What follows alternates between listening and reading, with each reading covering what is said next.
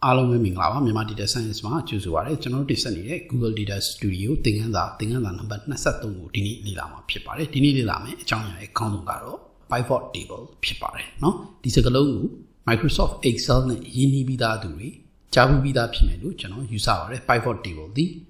Excel reporting လုပ်တဲ့နေရာမှာပေါ့เนาะဒါအမြဲတမ်းအသုံးဝင်တယ်နောက်ပြီးတော့ advanced Excel လို့ပြောရမှာပေါ့ဒီအဆင့်မြင့် Excel သင်ခန်းစာတွေမှာလေ့လာတင်ပြလို့ရှိတဲ့ data visualization techniques တခုဖြစ်ပါတယ်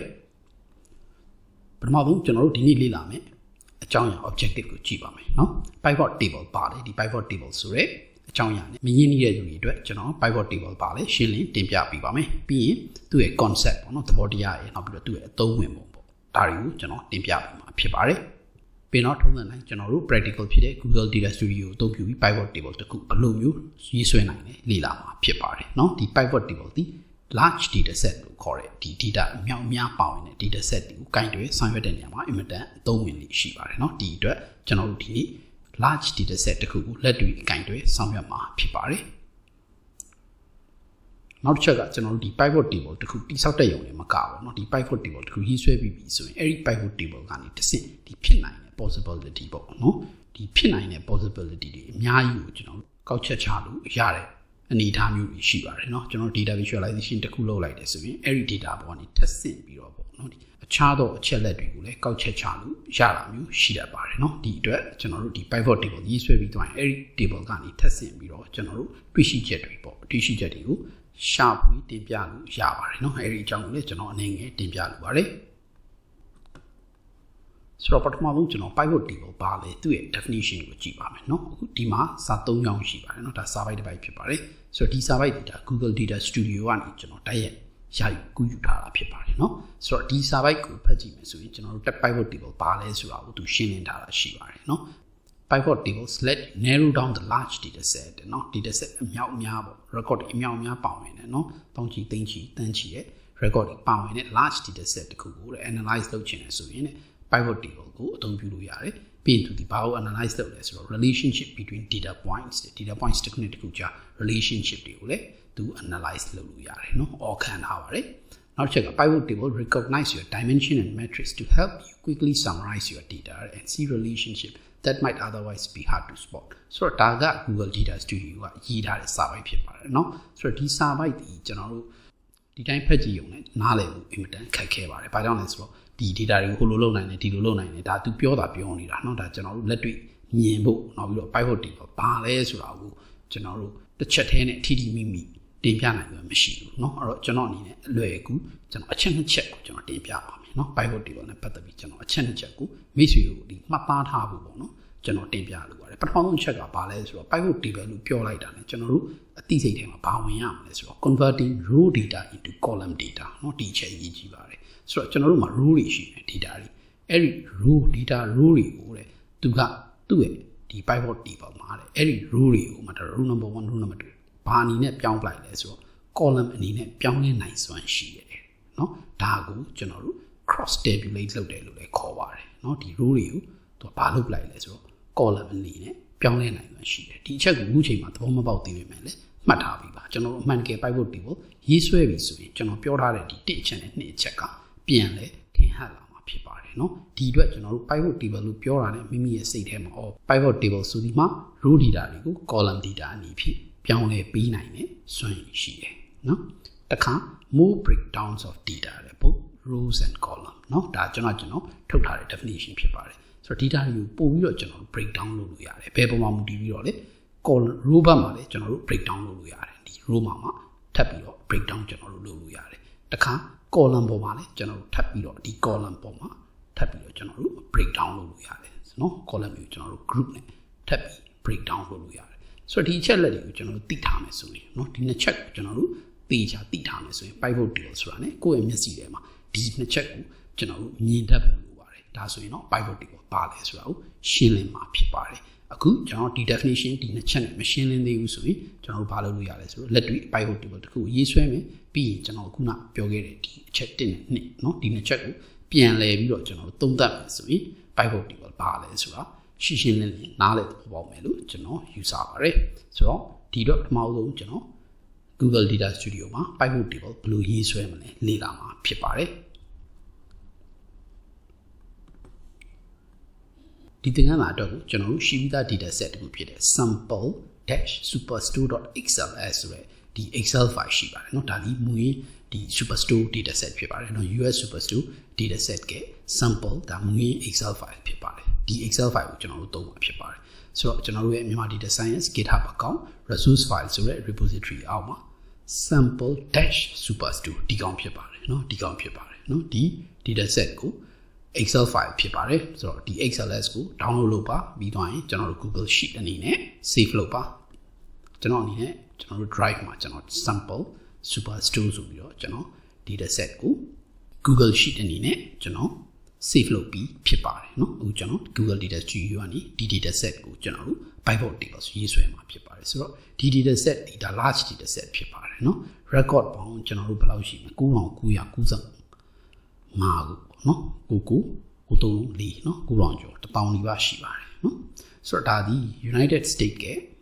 ဒီ Superstore ဆိုတဲ့ store တစ်ခုရဲ့ data set ဖြစ်ပါတယ်เนาะရောင်းဝ data set ဖြစ်ပါတယ်ဆိုတော့ဒီ data set ဒီကျွန်တော်တို့ရခင်ရလည်းအသုံးပြုခဲ့ပါတယ်เนาะခုဒီနေ့သင်ခန်းစာမှာလည်းကျွန်တော်ဒီ data set ကိုပဲအသုံးပြုမှာဖြစ်ပါတယ်ဒီတော့ကျွန်တော် Google Data Studio သွားမယ်ကျွန်တော်တို့ project number 4เนาะပြီးခဲ့တဲ့သင်ခန်းစာနှစ်ခုမှာကျွန်တော်လေ့လာတယ်project number 4ပဲကျွန်တော်ပြင်ပါမယ်เนาะ bullet chart 3မှာသင်ခန်းစာနှစ်ခုကျွန်တော်တို့လေ့လာပြီးဖြစ်ပါတယ်ကျွန်တော် page အတစ်ခု create လုပ်ပါမယ်အဲ့ဒီ page ကိုတော့ကျွန်တော် manage page အောက်ကနေ rename pivot table လို့ပေးပါမယ်เนาะကောင်းပြီအခုကျွန်တော်တို့ data source ချိန်ပါမယ်ကျွန်တော် Google Sheet ကိုရွေးပါမယ် sample superstore ဆိုတဲ့ Google Sheet ကျွန်တော်တို့မှာရှိပါတယ် sheet 3ခုပါတယ်ကျွန်တော် order ကိုပဲရွေးထားပါမယ် add လုပ်ပါမယ်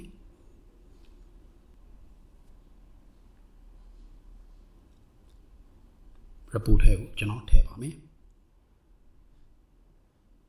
အခုဆို data အောက်မှာ sample-superstore ဆိုတဲ့ဒီ order sheet ကိုကျွန်တော်တို့ချိန်ပြီးသားဖြစ်ပါတယ်ဆိုတော့ကျွန်တော်တို့အနေနဲ့ဥပမာဆိုကြပါစို့ဒီ Excel sheet မှာပေါ့နော်အခု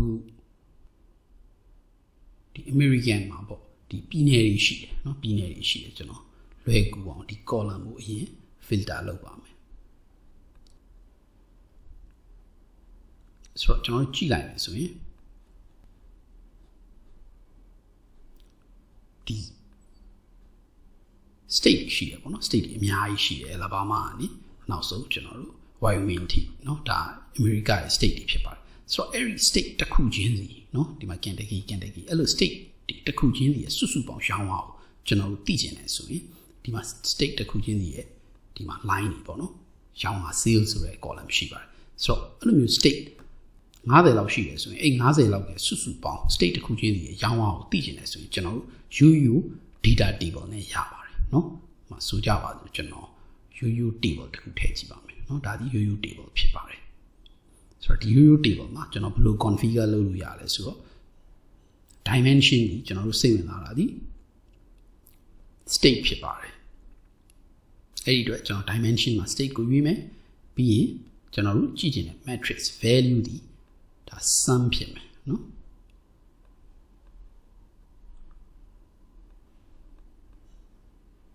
sum of sales ဖြစ်မှာပေါ့เนาะ sum ဖြစ်မယ် sales ဖြစ်မယ်ဒီလိုဆိုရင်ကျွန်တော်တို့ဘာရလဲဆိုတော့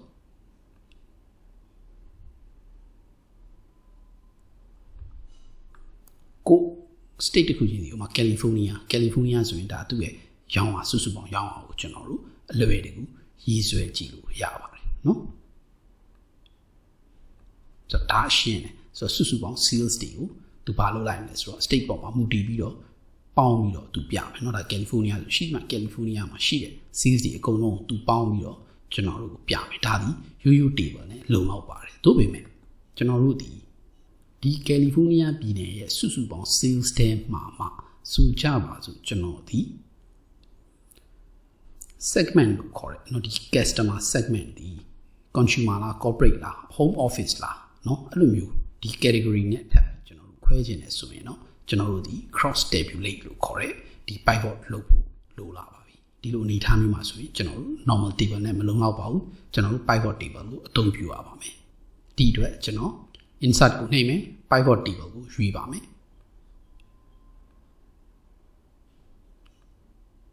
နော်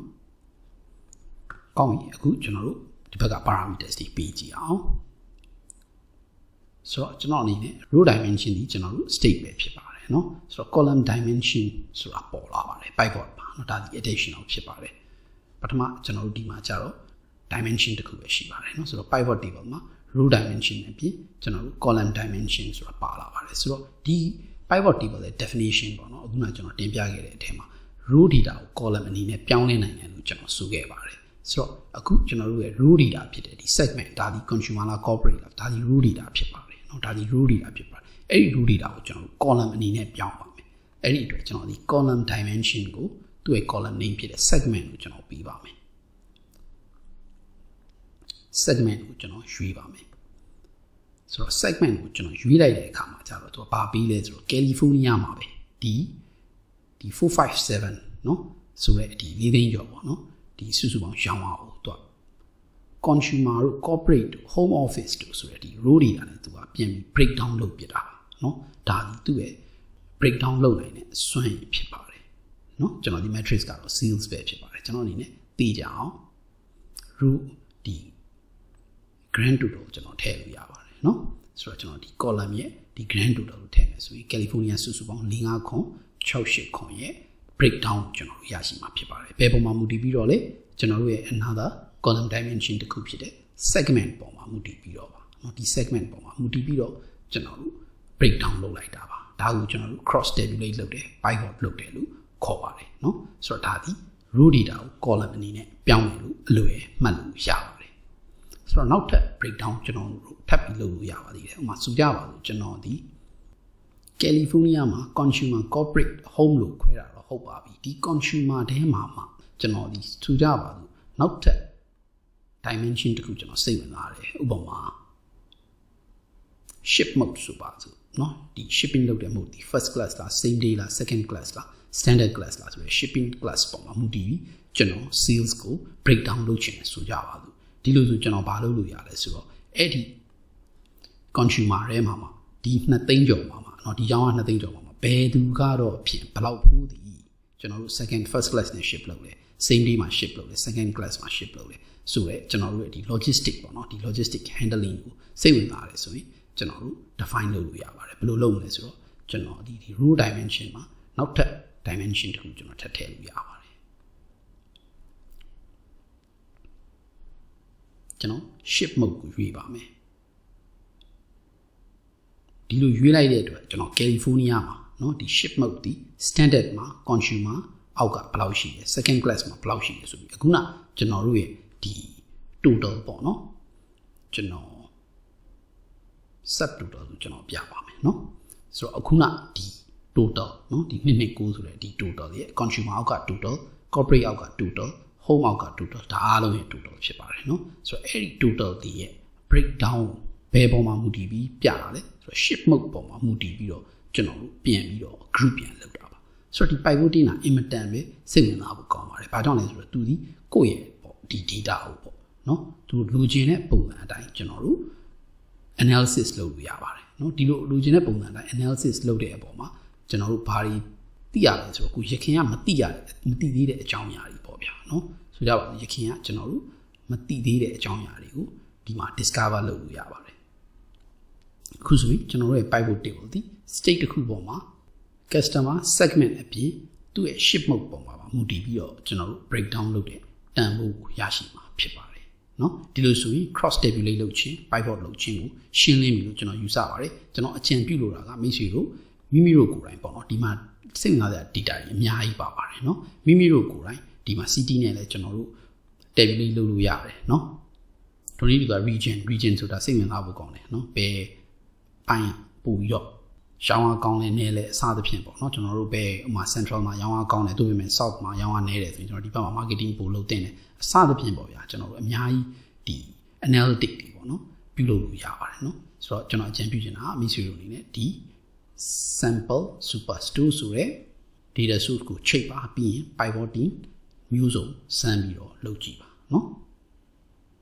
ဒီလိုဆိုရင် pivot table ပါလေရှင်းလင်းပြီလို့ယူဆပါတယ်ကျွန်တော်ဒီနေ့သင်ခန်းစာကိုဒီမှာပဲရန်နာဝင်ပြပါကျွန်တော်တို့မြန်မာ data science ကအခမဲ့တင်ဆက်တဲ့သင်ခန်းစာတွေကိုလေ့လာနိုင်ဖို့ကျွန်တော်တို့ YouTube channel ကို subscribe လုပ်ထားပြီးဖို့တောင်းဆိုလိုပါတယ်အားလုံးရွှေလန်းချမ်းမြေကြပါစေ